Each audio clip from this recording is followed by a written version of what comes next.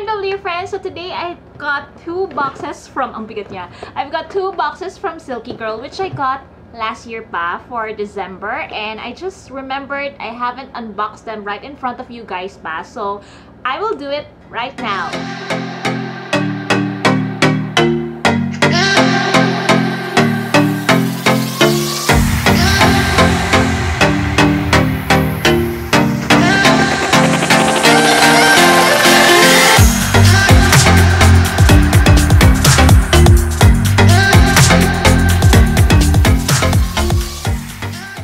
SilkyGirl have fragrances na pala. So let's give one a sniff and see how it works and if mabango siya. Oh, cute!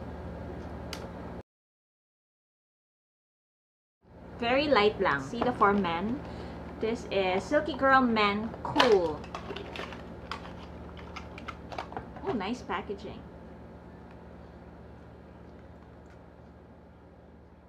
Mabango. I like it.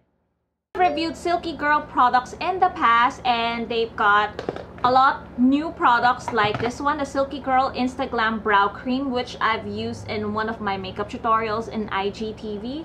So this really works, and they have more shades for their eyeshadow palette. And this one is new, I think, the Pure Smooth Press Powder. They've got 3 shades. There's 01 Ivory, 02 Natural, and then 03 Rose Beige. So I'm obviously a natural.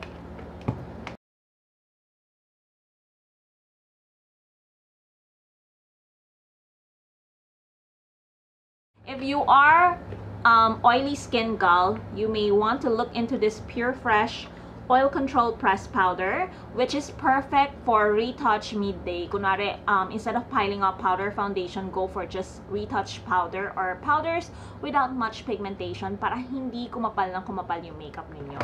And then this one, I'll give this a try soon. And other products I've already reviewed on my blog, so just search SilkyGirl on my blog askmewhat's.com and you'll see those reviews there.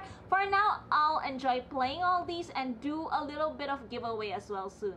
Thank you so much for watching, and I hope you enjoyed this series of unboxing. Happy New Year!